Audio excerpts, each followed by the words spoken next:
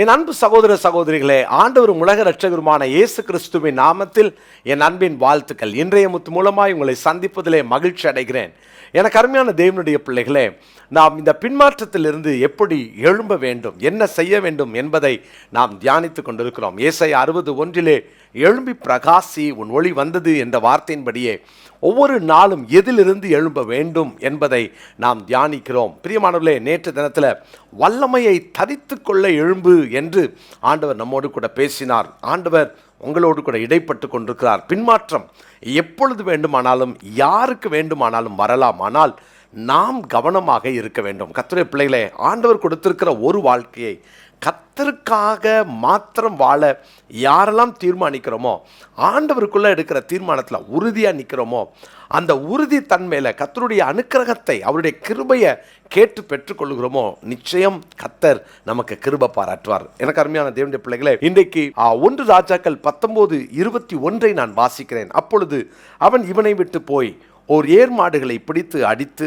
ஏரின் மரமுட்டுகளால் அவைகளின் இறைச்சியை சமைத்து ஜனங்களுக்கு கொடுத்தான். அவைகள் சாப்பிட்ட பிற்பாடு அவன் எழுந்து எலியாவுக்கு பின் சென்று அவனுக்கு ஊழியம் செய்தான். எலியா இப்பொழுது எலிசாவின் மேல் தன் சால்வையை போட்டு அந்த ஊழிய அழைப்பை தெரிவிக்கின்றார். எலிசா அவருடைய பெற்றோரை இப்பொழுது முத்தம் செய்து வருவதற்காக விடை பெற்று செல்லுகிறார். ஆனால் அவர் போய் அவருடையவர்கள் எல்லாருக்கும் அந்த ஏர் மரமுட்டுகளை எல்லாம் உடைத்து அதை வைத்தே அவருடைய ஏர் மாடுகளை அடித்து சமைத்து எல்லாருக்கும் கொடுத்துட்டு திரும்பி வருகிறார்.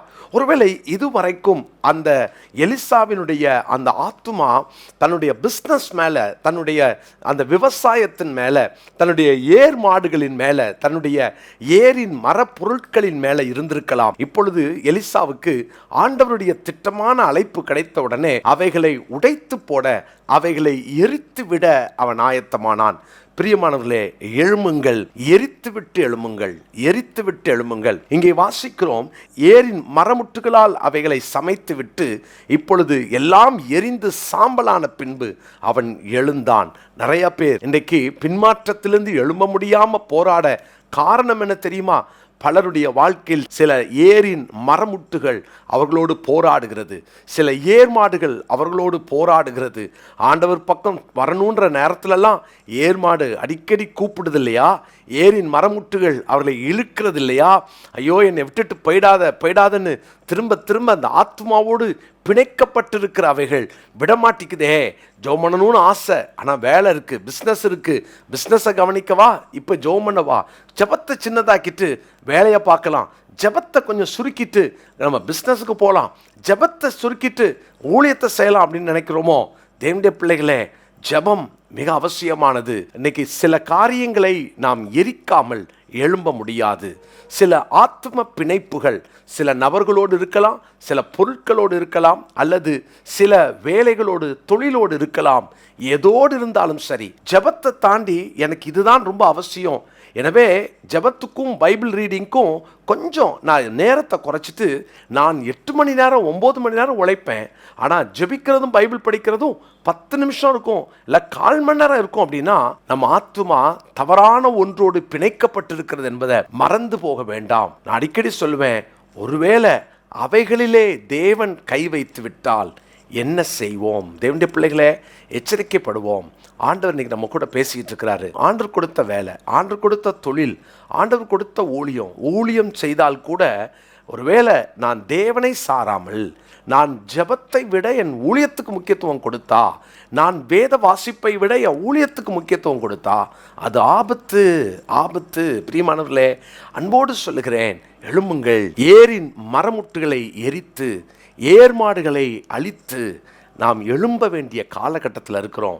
யோசித்து பாருங்களேன், லூக்கா 5ஆம் அதிகாரத்தில் ஆண்டவராகிய இயேசு பேதுருவை அழைத்த உடனே பேதுருவை பாருங்களேன், அந்த படகை, வலையை, மீனெல்லாம் விட்டுட்டு அவருக்கு பின்னால் போனது உண்மைதான். ஆனால் அவைகளோடு கூட அந்த ஒரு ஆத்ம பிணைப்பு இருந்ததினாலே இயேசு உயிர்த்தெழுந்த பின்பு பேதுரு சொல்றார், மீன் பிடிக்க போகிறேன். ஒருவேளை உங்கள் பழைய வாழ்க்கைக்கு திரும்புறீங்களோ, பழைய வாழ்க்கை திரும்ப எட்டி பார்க்குதோ, விட்ட ஏதோ ஒன்று உங்கள் ஆத்மாவை இழுக்கின்றதோ, அப்படி இருக்கும் என்றால் ஜாக்கிரதையாக இருப்போம். அருமையான தேவனுடைய பிள்ளைகளே, கர்த்தர் கொடுத்த நல்ல வாழ்க்கையை காப்பாற்றி கொள்வோம். கர்த்தர் கொடுத்த அற்புதமான ஆவிக்குரிய அனுபவங்களை தக்க வைத்து கொள்வோம். விட்டுறாதீங்க.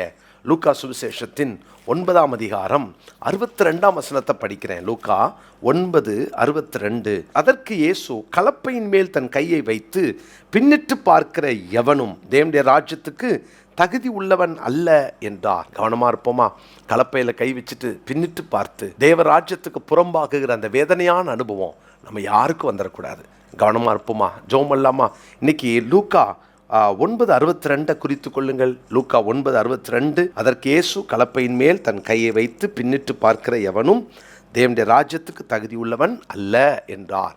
ஜெபிக்கலாமா? நல்ல தகப்பனே, இந்த நாளிலே எங்கள் ஆத்துமா ஏதோ ஒன்றோடு அன்று நீர் அனுமதிக்காத ஏதோ ஒன்றோடு வேதத்துக்கு ஒவ்வாத, பரிசுத்தத்துக்கு ஒவ்வாத, அல்லது கர்த்தருடைய வார்த்தைக்கு ஒவ்வாத ஆண்டவரே ஏதாவது ஒரு ஆத்ம பிணைப்பு அங்கே ஏற்பட்டிருக்குமானால் மண்ணையும் உடைத்து எரிக்க நாங்கள் விட்டு கொடுக்கிறோம்.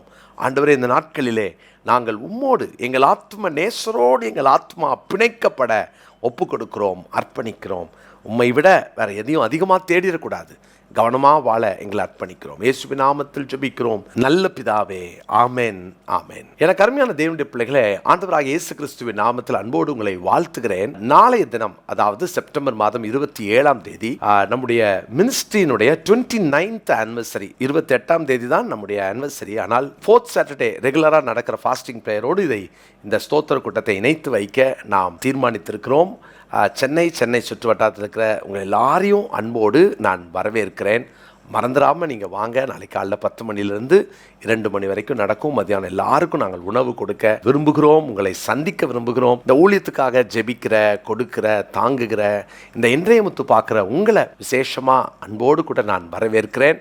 இதை என்னுடைய நேரடி அழைப்பாக ஏற்று நீங்கள் குடும்பமாக வந்து கலந்து கொள்ள, நாம் இணைந்து கர்த்தர் நாமத்தை மகிமைப்படுத்த நான் உங்களை அழைக்கிறேன். 29th ஆனிவர்சரி, 29 வருஷமும் அழகாய் நடத்தின ஆண்டவரை நம்ம எல்லாம் சேர்ந்து துதிக்கலாம், கர்த்தருக்கு மகிமை செலுத்துவோம்.